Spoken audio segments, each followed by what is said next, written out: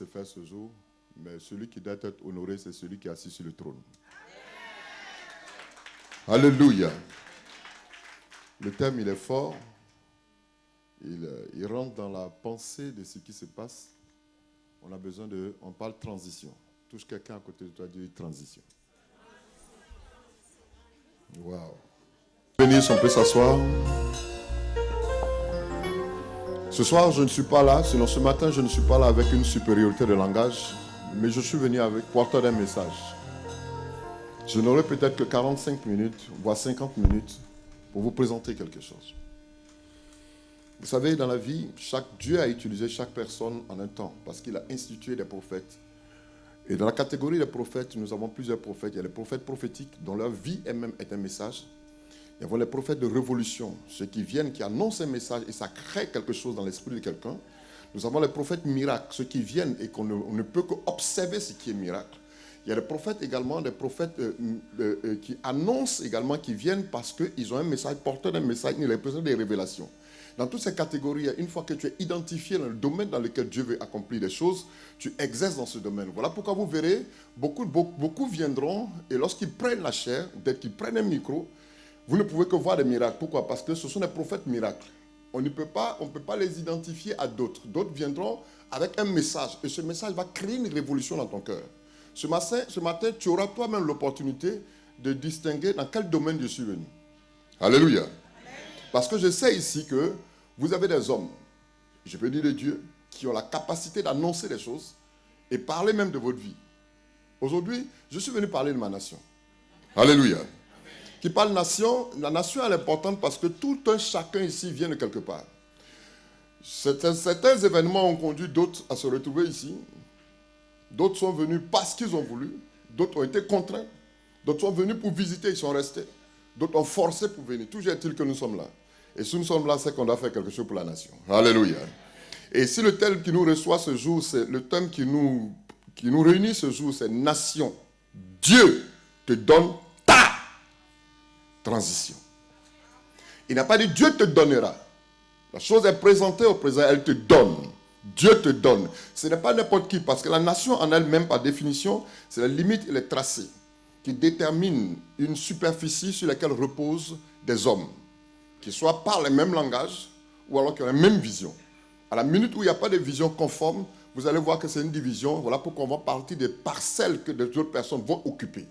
Aujourd'hui, je ne veux pas parler de parcelles, je veux parler de territoire occupé par celui qui est l'instigateur de la chose, qui établit, qui bâtit et qui élève. Alléluia. Et qu'on parle d'un Dieu, pas des moindres, ce n'est pas celui qui a été créé, mais c'est celui qui a créé. Dieu avec grand D, D-I-E-U, qui est présenté comme le contenant, dans lequel il y a le contenu, Père, Fils et Esprit. Et on nous dit ici que la nation Dieu te donne ta transition. Amen. Alléluia. On ne pourra reposer que sur une pensée, celle de Dieu, parce que tous ici nous sommes régis, conçus, dirigés par celui qui est la parole. Alors, je ne peux rien faire sans qu'on ne prenne la Bible pour qu'on puisse être dirigé ainsi. Alors, on va prendre ensemble notre Bible, deux passages dans le livre de Daniel, le chapitre 2, du verset 31 au verset 37. Et nous allons préparer également le livre d'Ésaïe, le chapitre 46, verset 10 à 13. Le livre de Daniel, chapitre 2, verset 31 à 35. Commence par partir du verset 30, s'il vous plaît. Commencez à partir du verset 30. Oui. Si ce secret m'a été révélé, ce n'est point qu'il y ait en moi une sagesse. Ce n'est point qu'il y ait en moi une sagesse supérieure à celle de tous les vivants. Mais c'est afin que l'explication soit donnée au roi. Mais c'est afin que l'explication soit donnée au roi. Et que tu connaisses les pensées de ton cœur. Et que tu connaisses les pensées de ton cœur. Ô roi. Ô roi. Tu regardais et tu voyais une grande statue. Tu voyais une grande statue.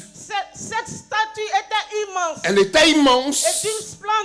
Et d'une splendeur extraordinaire. Et elle était debout devant Elle était toi. debout devant qui? Devant toi.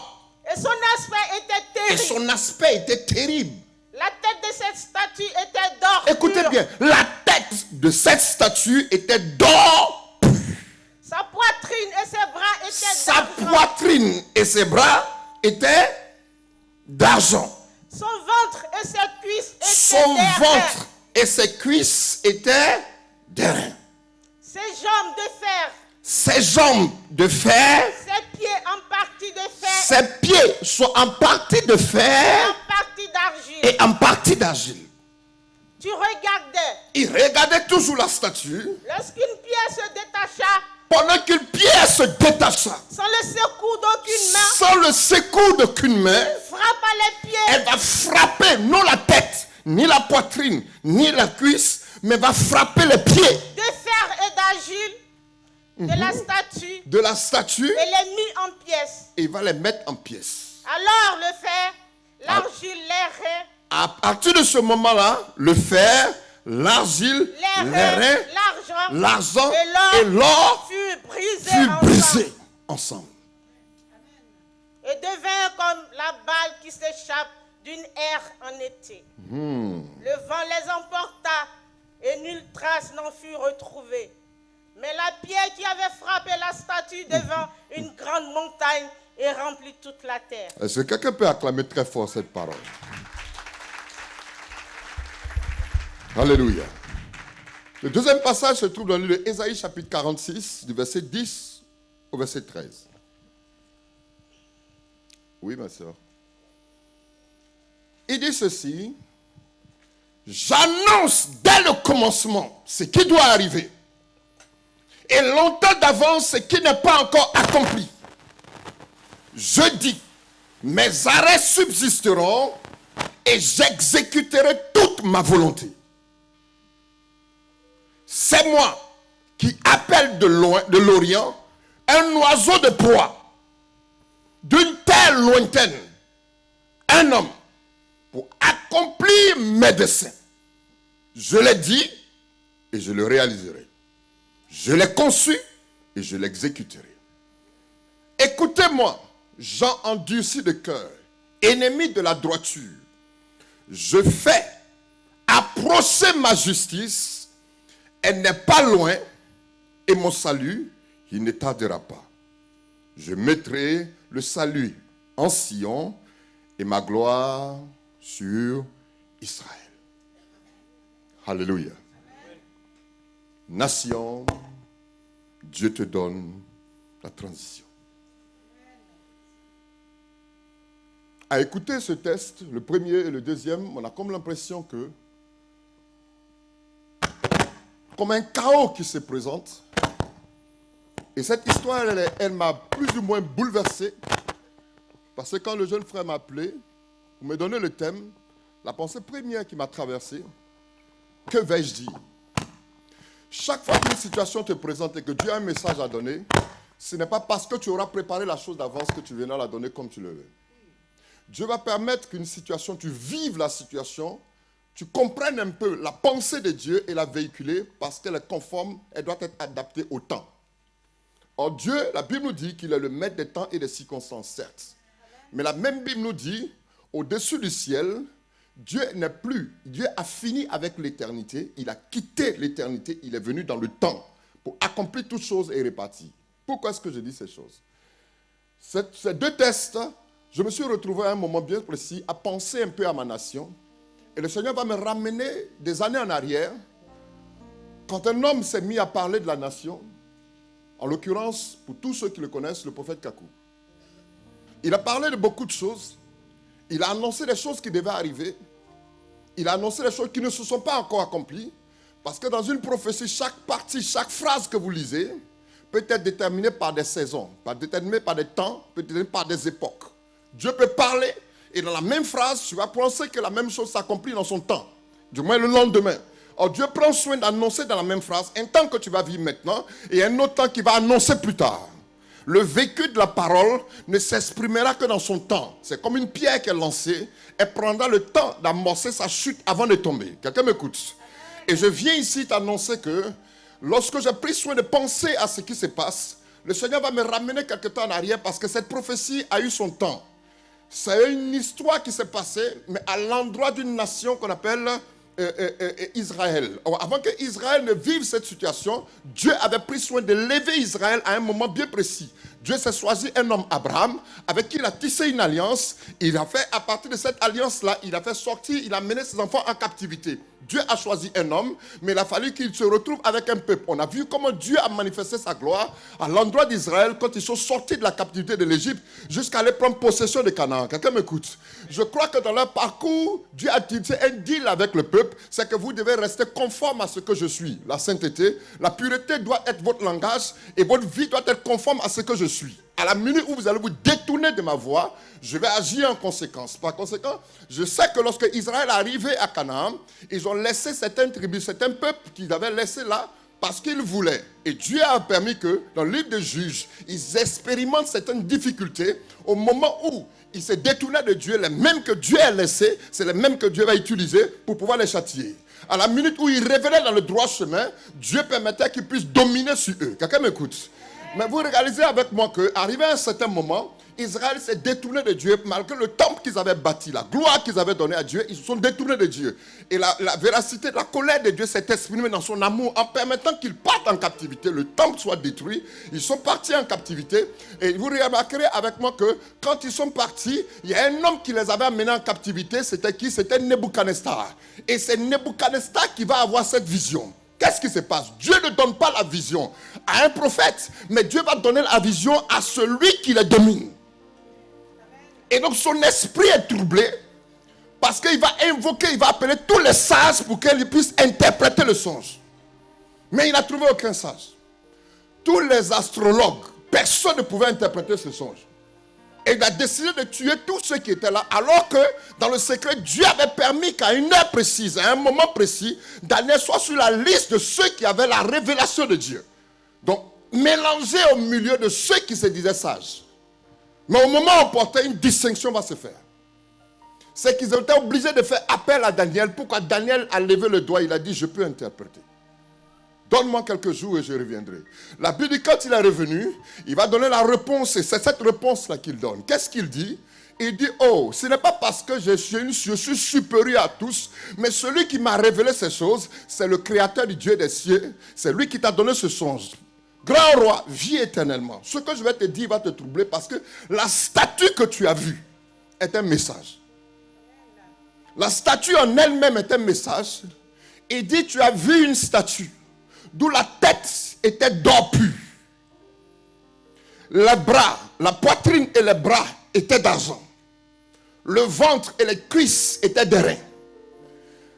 La jambe et les pieds étaient de fer, mais au bout c'était en même temps l'argile.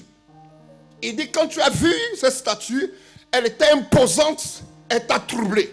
Mais en même temps, au temps du 4e, il y a une pierre qui va sortir sans l'apport d'un homme. Elle va venir frapper la statue. Elle ne va pas frapper la tête, elle ne va pas frapper le ventre, elle ne va pas frapper la poitrine, mais elle va frapper les pieds. À la minute où elle tape la jambe, toute la statue s'écroule. Et la pierre elle-même va rouler, grossir jusqu'à remplir toute la terre. J'ai dit, mais le Seigneur, de quoi veux-tu me parler en me parlant de cette statue? Il va dire, ouvre l'esprit et comprends que jusqu'à ce jour, vous n'avez eu que 4 grands rois dans votre nation. Écoutez-moi très bien. Le premier qui a été établi sur la nation, l'expression de ce que je présente, nous savons qu'il a dit, la première statue de la tête d'or, dans l'interprétation, c'était qui? C'était Babylone. La deuxième, c'était qui? C'était l'empire médo-perse. Troisième, c'était l'empire grec. Et le 4e, c'était l'empire romain. La statue était définitive. Parce que quand je présente cette image, c'est l'image de ceux qui dominaient sur Israël, qui était le peuple de Dieu. Autrement dit, la pensée dans laquelle était imposée chaque personne qui allait diriger. Et il va me dire qu'au temps de Nebuchadnezzar, moi Dieu, j'ai appelé Nebuchadnezzar mon serviteur. Pourquoi? Je devais l'utiliser en un temps. Parce que mon peuple s'est détourné de moi pour l'amener en captivité. Et quand cette captivité-là, il a eu la vision, et cette vision qu'il avait eue, c'était un message prophétique pour annoncer que son temps allait passer. Et après lui, une autre personne allait être élevée. La deuxième personne, c'était également l'empire médo-perse, qui a régné également sur Israël. Le troisième, c'était l'empire grec. Or, l'empire grec, il parle d'un temps qui parle de l'airain. Et le temps du quatrième, c'était l'empire romain. Mais au temps de l'empire romain, il n'y a pas eu seulement une seule matière qui a été. Il y a eu le fer, et il y a eu l'argile. Au Seigneur de me faire comprendre que dans ta nation, 4 rois ont régné.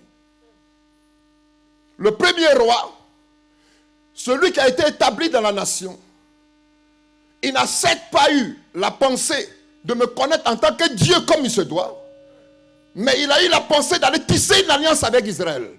À la minute où tu tisses une alliance avec quelqu'un, tu rentres dans la communion de la pensée du Dieu qu'il adore. Et ce Dieu-là devient Dieu pour la nation. Et tout ce qui se passe à l'endroit de la nation, Dieu est obligé d'agir. Pourquoi? Parce qu'en allant dans ce pays-là, il allait tisser non seulement une alliance, mais il a tracé des routes. Il a payé avec l'argent de la nation. Et ce Dieu-là se veut Dieu pour cette nation. Il dit, heureux la nation dont l'Éternel est Dieu. Dieu ne fonctionne pas de façon fortuite, mais il fonctionne par alliance. À la minute où l'argent, la sueur du front de la nation a poussé et rentré en alliance avec Israël, Dieu va commencer à bénir puissamment la nation de la Côte d'Ivoire. Voilà pourquoi vous verrez que l'argent coulait à flot. On se rendait compte qu'on n'avait pas de problème. Tous venaient à gauche, à droite, emprunter dans la nation. Pourquoi? Parce que la personne n'accepte pas Dieu, mais il a compris que c'est avec Dieu qu'on peut faire des exploits. Donc la valeur exprimée dans ce langage-là, il va me faire comprendre que cet homme-là, il était la tête d'or. Et vous allez voir que quand il y a l'or, on parle royauté, on parle domination. Mais à côté de cela, il avait ses fétiches. Mais ça n'a pas empêché Dieu d'agir en ce moment. Pourquoi? Parce qu'il y avait alliance. Le deuxième qui va venir, c'est à peu près la même couleur, on parle argent. C'est dans ce parti politique, l'or a une couleur, l'argent est dété de la couleur de l'argent, de l'or. Donc quand il est venu, c'était le deuxième, et tous savent qui a régné en deuxième position dans la nation, c'était Bédier. Écoutez-moi très bien. Parce qu'il a été dété de son parti politique. Je suis venu parler de ma nation et je vais parler sérieusement. Je veux que vous prêtez beaucoup attention. Dès qu'il finit de régner, le troisième qui va venir, lui, il est des reins. Excusez-moi l'expression. Les reins de courte durée. Il est venu, ça a été une transition rapide. Après son départ, il fallait que Dieu suscite une matière qui allait être différente de l'or, de l'argent et de l'airain. C'était le fer. Parce que le fer, en son temps où il allait arriver, il allait avoir des défaillances qui avaient été, des actes qui avaient été posés dans le passé. Il fallait le faire pour supporter le poids qu'a laissé l'or, qu'a laissé l'argent, qu'a laissé l'airain. Et vous remarquerez que quand il a été imposé, il n'a pas été imposé par l'argent, il n'a pas été imposé par une sagesse, mais Dieu allait le chercher pour l'établir en son temps. Quand il a été positionné, c'était comme le fer, la matière qu'on ne peut pas froisser, qu'on ne peut pas plier. Parce que Dieu s'est dit, c'est moi qui l'établis. Mais en son temps, vous remarquerez avec moi que c'est en son temps qu'il n'a pas existé une seule matière. Il y a eu d'autres matières qui sont rentrées en ligne de compte. On parle de l'argent. Quand on parle jambes, c'est que ça a la capacité de supporter. Donc Dieu en son temps va susciter quelqu'un pour venir parce qu'il était important qu'il y ait un rebâtissement. Or le rebâtissement ne pourrait se faire que par quelqu'un qui est bâti par lui et que Dieu a introduit pour le faire asseoir. Aïe aïe aïe, je ne sais pas si je suis en train de dire quelque chose à quelqu'un. Écoutez-moi, lorsqu'il vient, on se rend compte que des situations difficiles vont se présenter. En son temps, il n'a même pas eu le temps de régner. Pourquoi? Parce qu'il y avait l'argile. Il ne peut pas bouger. Pourquoi? Parce que s'il bouge, il y a fracture. Pour quelqu'un qui n'a pas les orteils, ne peut pas se mouvoir comme il se doit. C'est en ce cas de 4e royaume-là que vous remarquerez avec moi que d'autres sont rentrés en ligne de compte. Quand il a été établi, il a rectifié beaucoup d'erreurs. Il a fait appel aux exilés. Tous ceux qui étaient captifs ailleurs.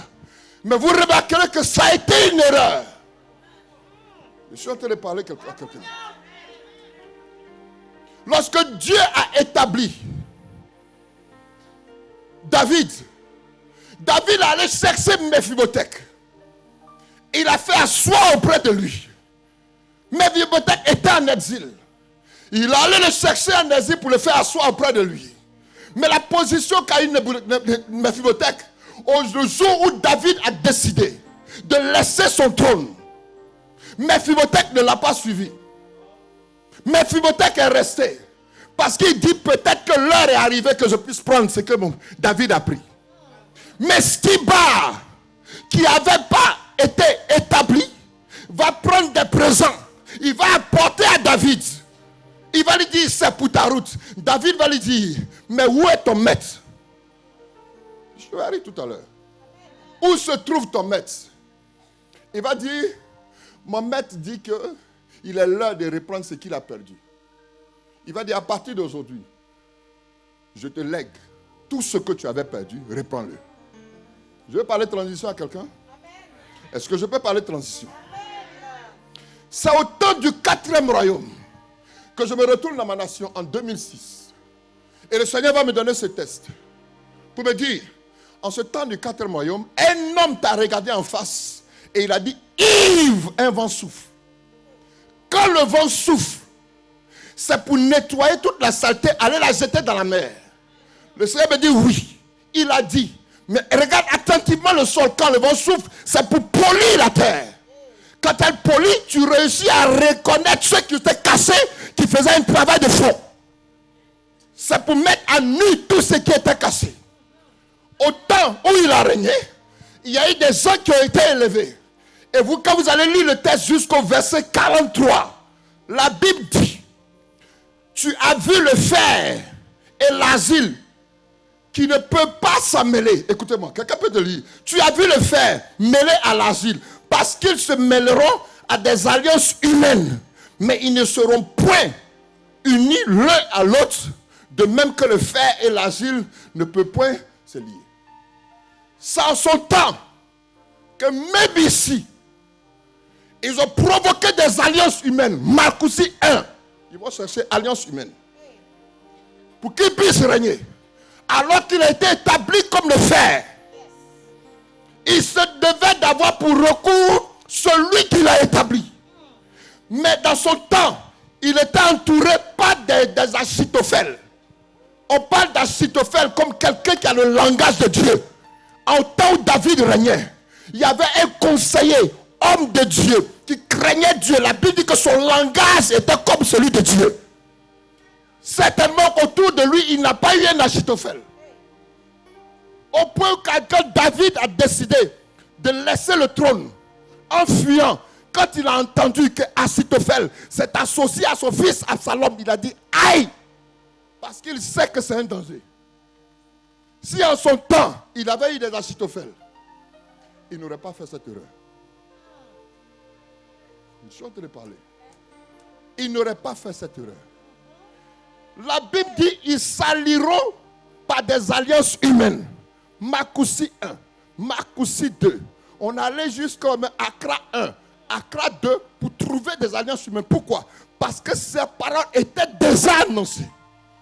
Mais pendant qu'il vivait ces choses, pendant qu'il vivait ces difficultés, tous ceux qu'il a attirés de près ou de loin lui ont donné d'eau.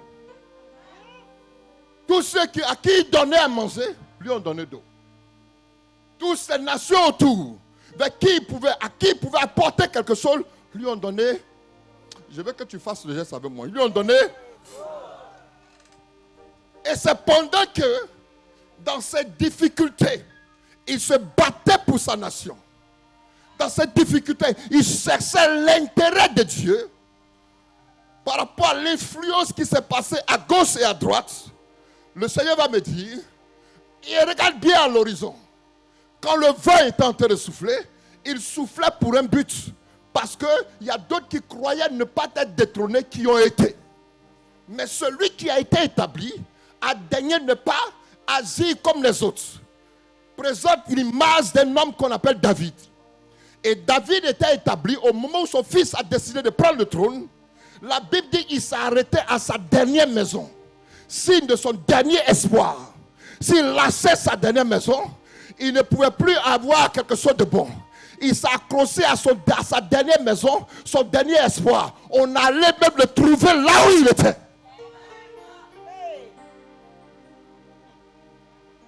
Là où il était, son dernier espoir. Quand il a lâché, la Bible dit que David est arrivé dans le désert. Dans le désert, on a des hallucinations. Dans le désert, notre vision est brouillée.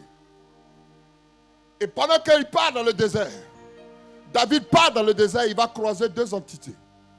Ceux qui l'ont lâché et ceux qui ont décidé de vivre avec. La Bible dit que pendant que David partait, il y a eu deux groupes de personnes qui étaient. Ceux qui ont accepté de partir avec lui et il y a ceux qui ont décidé de tourner dos. Et vous remarquerez avec moi qu'aujourd'hui la nation est, on parle de transition, on sait ce qui se passe dans la nation en ce moment. Nous parlons de partis politiques, nous parlons de personnes établies. Nous souhaitons comprendre qu'est-ce qui se passe dans nos nations. Quelqu'un était avec moi et quelqu'un m'a lâché. Quelqu'un a décidé de marcher avec moi et au moment où j'espérais tant recevoir de lui, il m'a abandonné. Et pendant qu'il m'abandonne, l'Éternel, même dans le lieu où je me trouve, dans mon désert, l'Éternel a les regards fixés sur moi. Et son plan pour moi n'a point changé. La Bible dit que pendant qu'il était en marche, il y a quelqu'un qui s'est levé. Et la Bible dit que quand il arrivait à Bachurim, il y a un homme qui s'est levé, qui a regardé David droit dans les yeux. Il dit que c'est bien ça, c'est bien ce que tu mérites. Tu mérites de rester dans le désert, de souffrir. Et il jette la poussière sur lui, parce qu'on ne le considère plus. La Bible dit, il y a un de ses serviteurs qui s'est levé. Abishai. Il va dire, mais comment le Seigneur, le roi David, peut-il permettre qu'un chien mort comme ça puisse insulter le roi David? David va se tourner. Il va dire, mon petit, reste tranquille.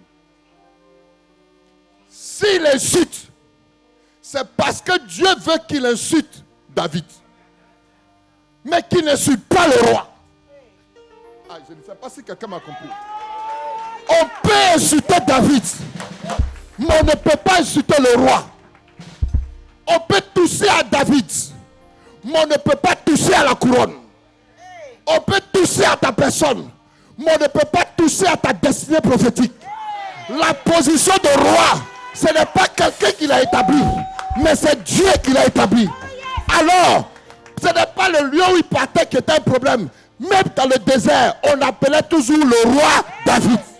Même dans son désert, l'on reconnaît que dans le 4e royaume, au temps du 4e royaume, c'est lui qui a été et qui est toujours. On ne va pas parler de 5 royaumes. On va parler de 4. C'est au temps du 4e que les autres sont sortis. Donc en fait, c'est dans le temps du royaume, du 4e, que les choses sont en train de se passer. Écoutez-moi. Et le Seigneur va me dire, comme il n'y avait pas de Achitophel, on veut parler de transition. On ne peut pas parler de transition sans parler d'erreur. C'est parce qu'il y a eu erreur qu'il s'est retrouvé là où il est. Et l'erreur a été provoquée par son entourage. Quand je parle entourage, je parle conseiller. Quand je parle conseiller, je parle d'homme. Parce que si c'est Dieu qui l'a établi, autour de lui, il devait avoir des hommes de Dieu qui allaient lui donner un trône. Mais beaucoup venaient par intérêt. Beaucoup venaient parce qu'ils souhaitaient tant être vus. Donc la vérité du langage, l'expression de Dieu n'était plus. Donc à force de chercher leur intérêt, ils ont poussé. Sinon alors, donner des conseils, l'homme ne fait que suivre, puisqu'il a été établi par Dieu, par des hommes qui allaient donner un conseil selon Dieu. Et finalement, il s'est retrouvé abandonné de tous. Où sont-ils aujourd'hui? Pendant qu'ils croupillent, où sont-ils? Je parle d'Achitophel. Achitophel a laissé David. Où sont-ils? Ceux qui croyaient annoncer le principe divin, où sont-ils? Mais béni soit le Seigneur. Parce que quand David est parti, qu'il a laissé son trône, Même dans le désert, on continuait de dire le roi David. Yes. Dans la position où il était, la position où Dieu l'avait établi, le langage que Dieu avait, c'est qu'il était aux yeux de Dieu toujours roi. Écoutez-moi. Et le Seigneur va ouvrir mon esprit pour me dire la pensée qui va introduire cette personne pour prendre cette position aujourd'hui. Il dit ici dans Ésaïe chapitre 46 verset 10, il dit ceci. J'annonce dès le commencement ce qui doit arriver et longtemps d'avance ce qui n'est pas encore accompli. Dieu dit, je dis, ce que j'ai arrêté, mes arrêts subsisteront. Et moi, Dieu, je vais exécuter toute ma volonté. Ce même Dieu va aller plus loin pour ouvrir maintenant mon esprit. Parce que pendant que je parlais en 2006 à ma nation, j'étais à une veillée. Et cette veillée, le Seigneur me dit, le thème c'était nation. Quelle est ta position face au retour de Jésus? Et c'est en ce moment-là qu'il va ouvrir mon esprit pour me donner le volet que je vais vous présenter. Et j'annonçais ces paroles quand la personne n'avait pas encore pris position. Il dit, c'est moi qui appelle un oiseau de proie. Écoutez-moi. Un oiseau de proie. Et il ajoute un homme. S'il parle oiseau de proie, il ne doit pas parler homme. Ça veut dire que l'oiseau de proie est identifié à un homme. Écoutez-moi très bien. C'est moi qui appelle un oiseau de proie d'un pays lointain. Parce qu'il n'est pas natif de la nation. D'un pays lointain. Je l'appelle. Pourquoi? Parce que si le travail a été fait comme il se devait, au moment où il était par son entourage, je n'avais pas. Parce qu'on n'est pas dans le 5e royaume. Nous sommes toujours dans la pensée du 4e. C'est au temps du 4e royaume que la pierre est sortie. La pierre n'est pas sortie au temps du 1er royaume. C'est au temps de ce homme, au temps du 4e royaume, que l'évangile a commencé à prendre une pointe en Côte d'Ivoire. Parce qu'elle est venue pour déstabiliser toute pensée humaine. Il se voulait Dieu dans la nation. Il va commencer à susciter des jeunes de gauche à droite. Dans le gouvernement, des gens vont commencer à suivre le Seigneur. D'autres vont se détourner des fétiches. D'autres vont s'allier à la voix de Dieu. Beaucoup, partout, même dans la police, partout, les gens vont commencer à chercher Dieu à gauche et à droite. Pourquoi? Parce que c'est au temps du 4e royaume que la pierre est sortie.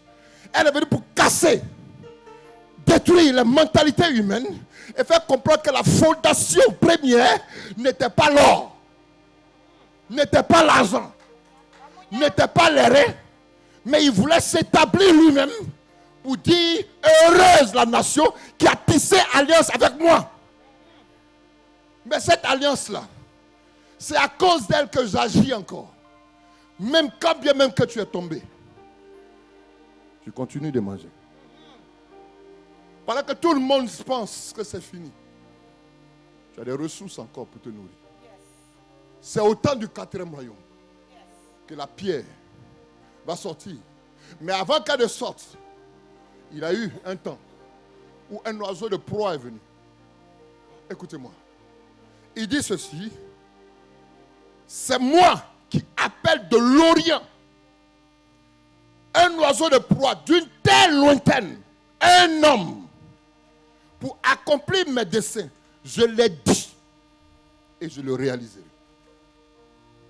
Je l'ai conçu et je l'exécuterai. Quand j'ai entendu ça, j'étais ébahi. J'étais choqué en moi-même. J'ai dit, mais Seigneur, ma nation, que va-t-elle devenir si un oiseau de proie prend le terrain? Il va me dire, Yves, vous allez vivre des choses qui vont vous dépasser. Écoutez-moi, je suis en train de parler des choses. Le 31, le dimanche, le 31 c'est le mercredi, non? Le dimanche c'était le combien? Le 4, non, avant le 4. Le dimanche d'avant le 31. Le 28. Je suis en train de préparer un message. Je suis en train de préparer les cassettes pour les mettre sur le net. J'ai eu à dire à la nation, à l'église que je dirigeais, je leur ai dit, écoutez-moi, le temps dans lequel nous allons rentrer est difficile. Il est difficile, ce n'est pas forcément la richesse que nous allons avoir. Parce que le temps dans lequel nous sommes rentrés, c'est l'année 2015. 15, c'est 5 plus 1, ça fait 6. Mais avant de parler 15, on parle 14. 14, c'est le chiffre d'une génération. Mais la génération qui va marcher avec le 1, Dieu, c'est celui qui pourra réussir. Donc ça veut dire que nous sommes dans un temps où si tu n'as pas Dieu, tu échoues. Tu as Dieu, tu évolues. Tu lâches Dieu, tu échoues. C'est avec Dieu qu'on fait des exploits. Et le Seigneur va me dire, quelque chose va se produire dans la nation. Je leur ai dit, il y a des choses qui vont se passer dans notre nation. Il y aura une épuration qui va se faire au niveau. Parce que si on veut parler rétablissement, on veut parler transition, il y a un travail qui doit se faire au préalable. Dieu ne peut pas parler de transition sans qu'il y ait un nettoyage préalable. Et le Seigneur va ouvrir mon esprit pour dire, ce n'est pas seulement dans ta nation. Et j'étais en train d'annoncer à l'église, j'ai dit, il y a des événements difficiles qui vont se présenter ici en France. Vous allez voir des dégâts. Et je dis que ça va avoir une propre... Merci d'enregistrer cela. Ça va se promouvoir. Parce que ce qui a été déclenché va toucher jusqu'à l'Europe. Au point où les gens vont chercher des solutions partout. Je leur disais, il y a des choses bizarres qui vont arriver. La méchanceté du cœur de l'homme va prendre telle ampleur. Où les gens vont chercher à travailler. Il y aura des sociétés qui vont se fermer. Les gens vont chercher à licencier. Mais quand ils viendront, qui te trouveront? Ils vont voir une écriture écrite sur ta vie, sur ton cœur, disant que tu es le roi des rois. On licenciera à gauche, on licenciera à droite. Mais toi, tu resteras, s'il te plaît. Et cette épuration va aller à plusieurs niveaux. Mais je reviens dans mon débat avant de partir. Écoutez-moi.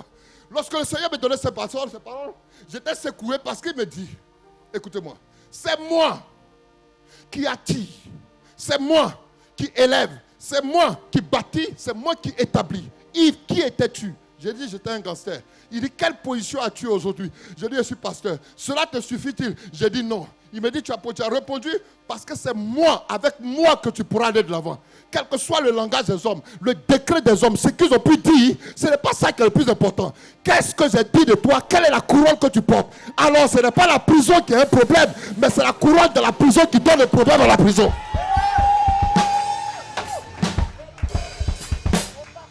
Je suis venu te dire, nation, quel que soit ce qui est annoncé, ce que tu vois aujourd'hui n'est pas synonyme de la fin.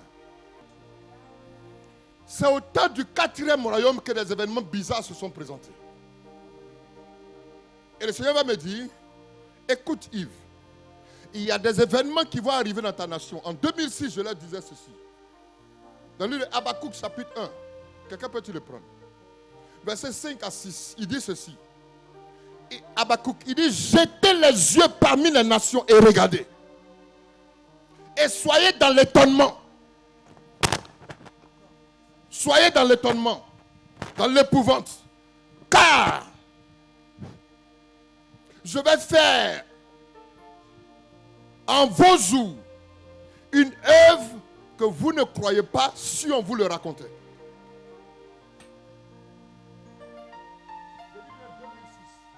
Chaque fois qu'il est question de ma nation, je suis troublé. Parce que je sens que Dieu a quelque chose à faire.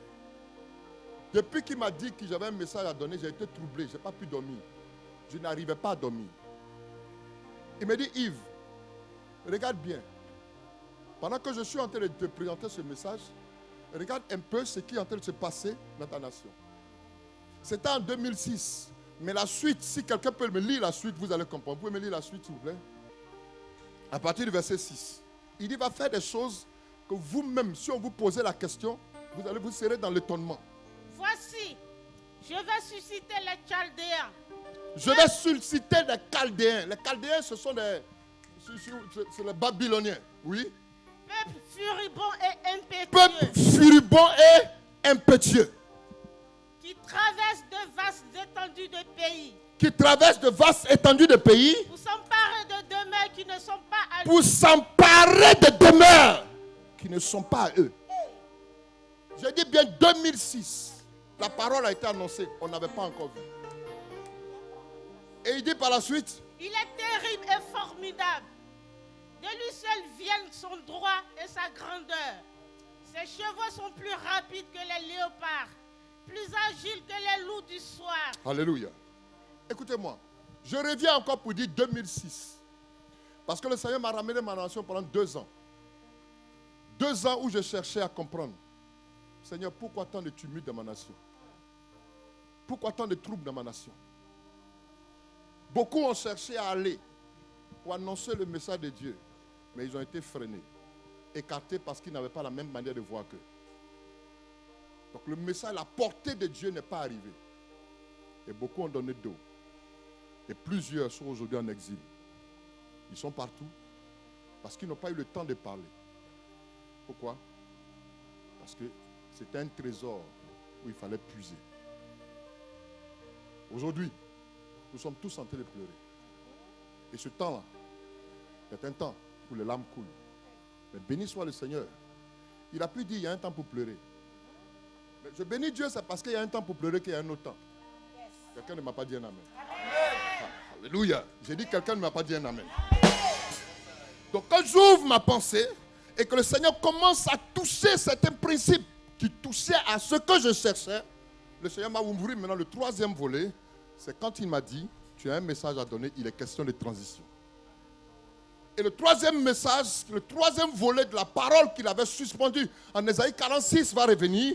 Il va toucher maintenant au verset 12. Il va dire, écoutez-moi, gens endurcis de cœur, ennemis de la droiture. Je fais approcher. Il n'a pas dit je ferai.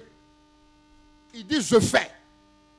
Pendant qu'il est en train de prophétiser, pendant que Ésaïe est en train de parler, Ésaïe a annoncé un temps difficile et Ésaïe a dit, gens de cœur endurci, je fais.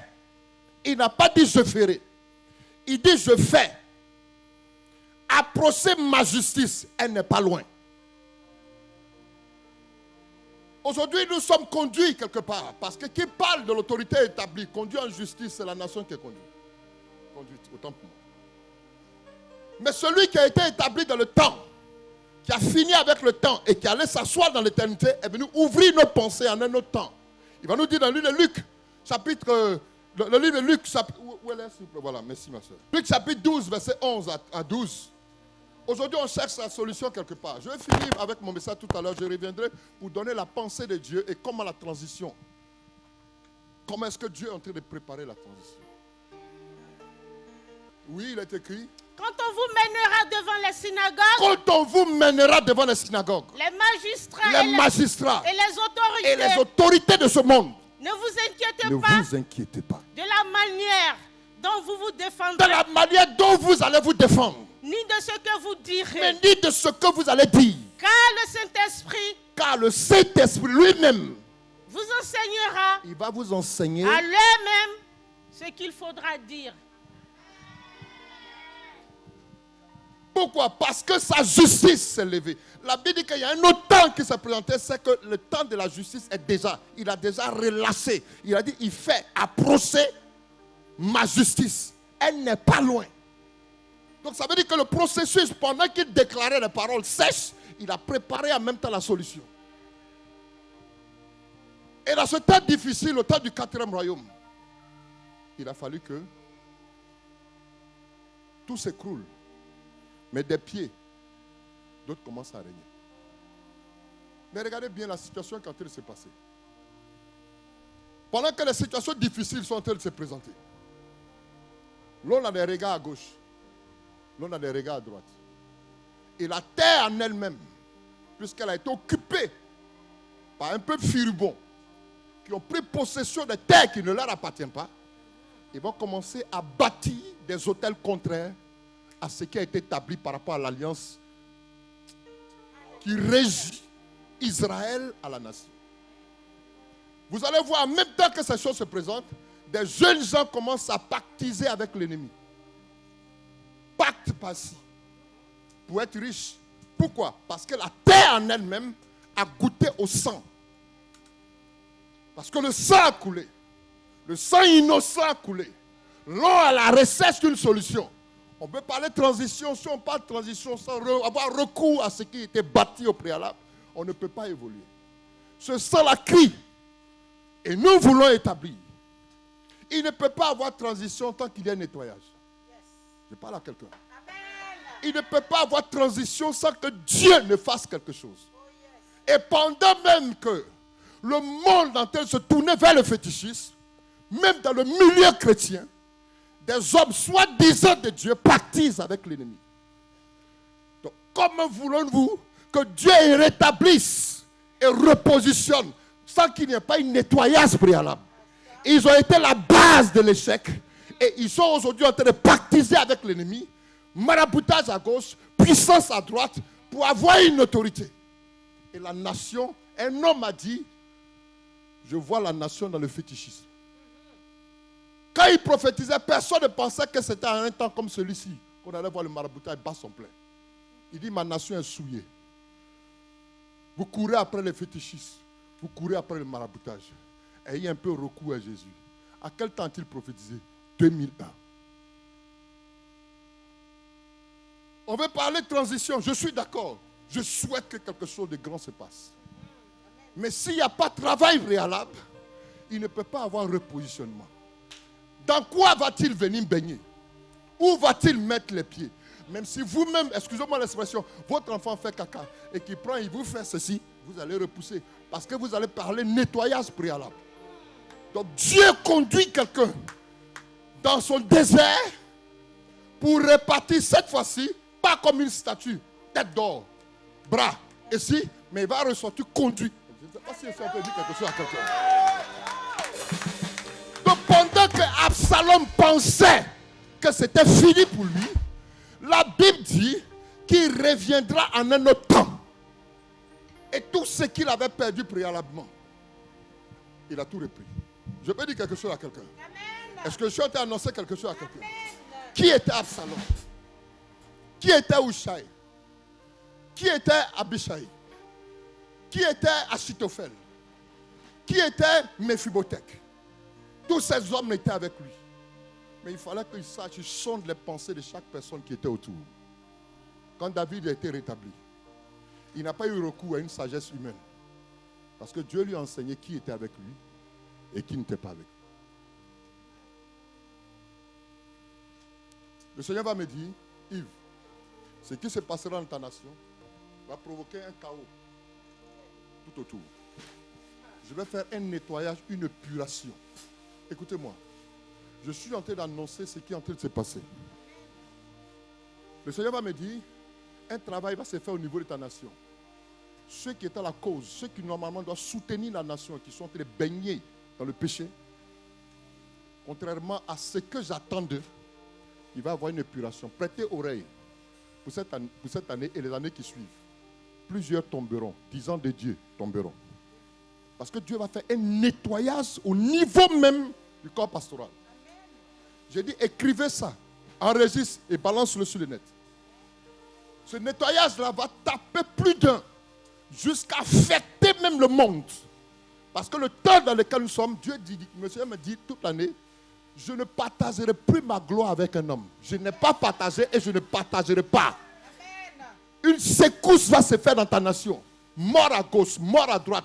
Même des familles chrétiennes seront beaucoup seront endeuillées. Pourquoi? Parce qu'ils ont cogité, ils ont bafouillé ce que je suis, malaxant le péché dans la main droite et s'attendant à me voir dans la main gauche. Et je dis que mon temps est arrivé où on me verra. Pas comme une vision, mais je me révélerai dans ce que je suis. Si c'est la guérison, tu l'auras. Si c'est le miracle, tu l'auras, mais à condition que tu sois appelé de mon nom. À condition que tu sois appelé de mon nom. Après cette épuration au niveau du corps de ceux qui se disent hommes de Dieu, il va y avoir un nettoyage au niveau de la terre. C'est-à-dire qu'il va y avoir des catastrophes qui vont arriver. Écoutez bien, j'ai dit enregistrer, vous allez entendre avion à gauche, bateau à droite, une secousse qui va se passer dans le monde, mais particulièrement dans ma nation, il y a une épuration pour nettoyer la terre. C'est-à-dire qu'il va y avoir des éboulements en différents lieux. Parce que le sang crie, il faut que ce sang-là il puisse apporter un raclage de corps. Il y a des corps qui sont encore dans la terre. Et ces corps-là crient. Tant qu'on n'enlève pas ces corps pour aller les enterrer comme il se doit, rien ne pourra se faire. Donc il va falloir qu'une catastrophe arrive. Prêtez oreille. Pas pour tuer ceux qui sont dans la voie de Dieu, mais il fera quelque chose qui va créer un scandale. Les gens crieront. Ce qu'on a eu, écho de ce qu'on a eu, c'est encore petit. Ce qu'ils ont bâti et frappé la poitrine en disant c'est moi qui ai fait, il détruira tout cela. Pour démontrer que ce n'est pas la main d'un homme qui a bâti cette nation, Mais c'est lui, l'Éternel Dieu, qui est le propriétaire de cette nation. Il ne rebâtira pas ces anciennes ruines. Il va tapoter, il va tapoter, inscrire le fondement qui est son nom, et on construira sur ce qu'il est. Amen. Quand il finira ce travail, c'est là maintenant qu'il va toucher la classe politique. Quelqu'un m'écoute? C'est en ce moment-là qu'il va toucher la classe politique parce qu'il aura fini son travail. Entre eux-mêmes, ils vont se faire face to face et vous allez entendre.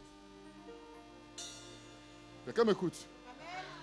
Ne courez pas après ce que vous souhaitez par vos propres chairs. Il dit dans le cœur de l'homme, il y a plusieurs projets. Mais les projets de l'homme ne s'accomplissent pas. C'est le dessein. Or, le dessein, c'est le tracé ou la vie planifiée d'une personne par son Dieu. Tant que Dieu ne te donne pas le temps, Dieu, tu ne marches pas dans le tracé de Dieu, tu peux avoir la volonté. Tu peux avoir des choses que tu as planifiées et puis tu vas échouer. Alors, je vais avoir recours à ceux qui souhaitent une transition propre. Et la transition va se faire à différents niveaux. Dans le temps où la catastrophe va se faire, ceux qui sont restés fermes, il ne va pas susciter une nouvelle génération. La génération de ceux qui sont restés intègres.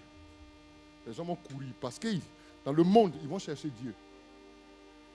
Autour de la Côte d'Ivoire, ils chercheront Dieu. Mais ils trouveront Dieu en des hommes investis. Ceux qui sont restés fermes. Parce qu'ils seront comme le roseau qui plie, mais qui ne casse pas. Quand ça finit, il se redresse. Dans la classe politique, il trouvera des hommes.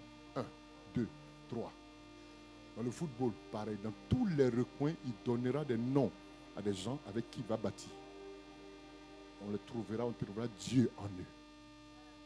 Je suis en train de dire quelque chose à quelqu'un. Donc l'heure, je disais à l'église, l'heure, le 31, je ne suis pas venu pour fêter. Les gens me disent, mais papa, on peut danser un peu. Je dis, vous ne savez pas ce qui se passe. Regardez dans vos différentes familles ce qui va se passer. J'ai dit, cette année, l'ennemi a décidé de frapper des foyers. J'étais en train de parler de ça, les gens pensaient que je jouais. Dans la même semaine, les choses ont commencé. J'ai dit, la France va subir des choses bizarres. Dans la même semaine, ça a commencé. Je suis en train de dire que ta nation va vivre des choses difficiles. Avis à ceux qui ont entendu cette parole, appelez vos parents, qu'ils cherchent Dieu. Qu'ils cherchent Dieu. Parce qu'il marquera la différence. L'heure est arrivée où la différence doit se faire voir. Entre ceux qui servent Dieu et ceux qui ne le servent pas. Mais Dieu est pour vous. Et si est Dieu avec vous, qui sera? Est-ce que quelqu'un peut acclamer le Seigneur?